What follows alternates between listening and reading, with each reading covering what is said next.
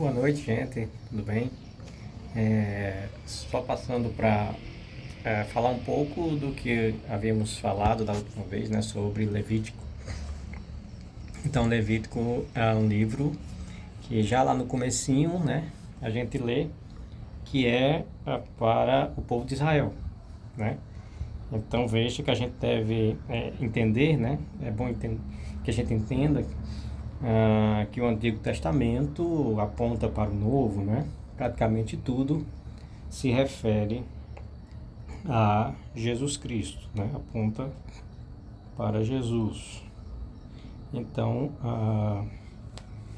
Levítico, logo no iniciozinho, deixa eu ver se eu acho ela aqui.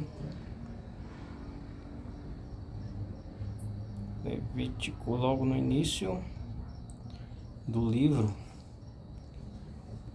capítulo 1. Deixa eu pegar aqui. Ele vai falar, aporta vários temas, mas a tópica, né, basicamente é como são realizados os sacrifícios e qual o papel, né, dos levitas na realização desses sacrifícios, né? Então, logo no iníciozinho diz lá, e chamou o Senhor a Moisés e falou com ele da tenda da congregação, dizendo, fala aos filhos de Israel, né? Então, a gente tem que prestar atenção nas entrelinhas, nessas apresentações dos livros, né? E aí o livro, ele fala vários tópicos, um deles é santificação, né? Mas aqui em especial no início como são feitos os sacrifícios e para o povo de Israel, né? Não é para todo mundo, a gente tem que entender isso. Nem toda palavra que está lá precisamos adotar como para todos os povos, né? Existem recomendações específicas em épocas específicas para o povo de Israel, né? E a gente tem que ter cuidado, que foi o que Paulo muito colocou lá nas cartas dele. Houve até uma discussão, uma briga com Paulo e Pedro, briga séria, né?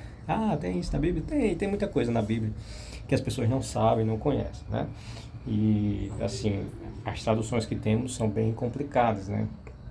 Mas, por isso que precisamos ter um olhar especial com as línguas originais, né? Hebraico, aramaico e grego, tá? Mas aqui ele fala especificamente aos filhos de Israel: quando algum de vós oferecer oferta ao Senhor, oferecerá a sua oferta de gado, isto é, de gado vacuum e de ovelha, né? Se a sua oferta for holocausto de gado, oferecerá macho sem defeito, à porta da... Aí vai explicando. Interessante.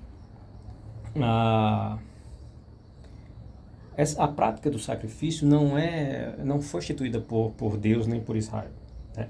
Então outros povos já faziam isso. Antes de Abraão, Abraão era pagão, né? Antes de ouvir a voz do Senhor, ele era pagão e entendia que aqueles povos sacrificavam aos deuses, sacrificavam filhos, né, bebês, né, a deuses daqueles de povos da época, certo?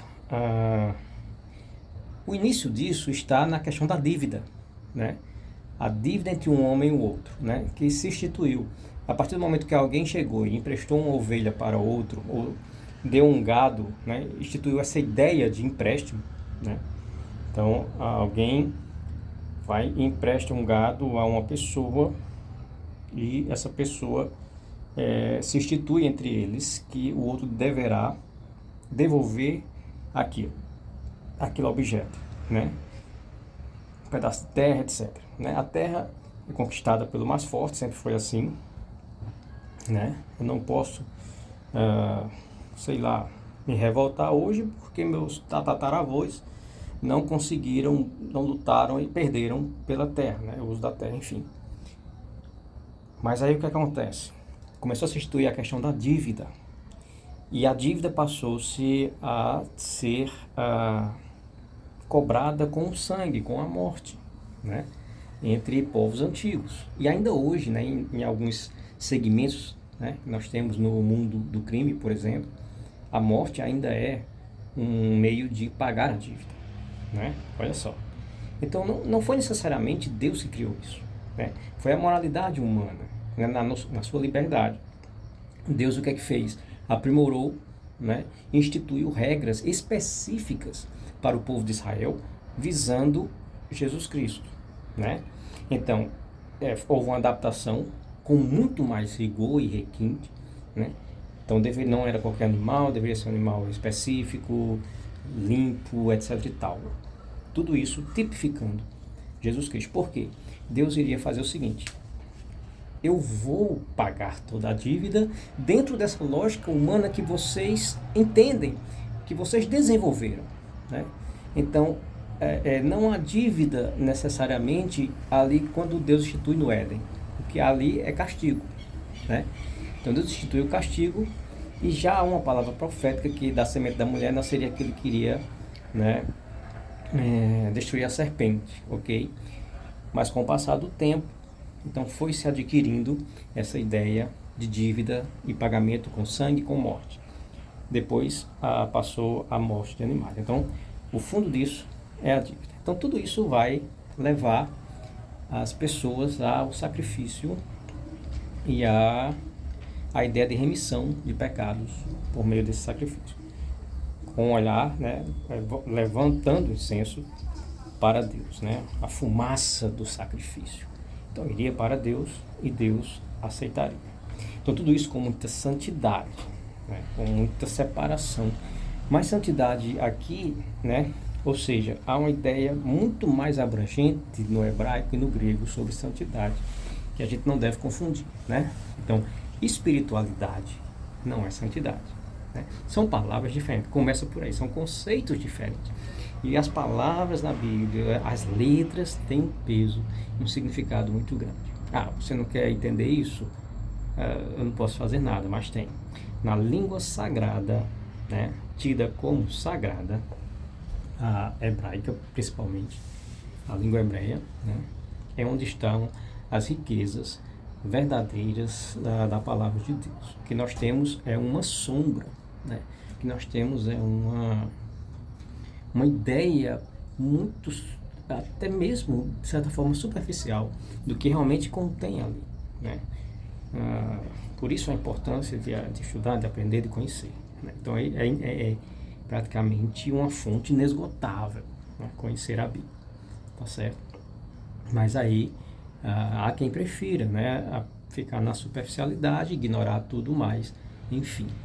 Mas Levítico é basicamente isso: sistema de regras, sistemas de leis morais e sacrificiais ou cerimoniais, né, para a purificação do povo. Detalhe, né? O povo de Israel tem a ideia de que só em pisar na Terra Santa se tornam e são santos, né?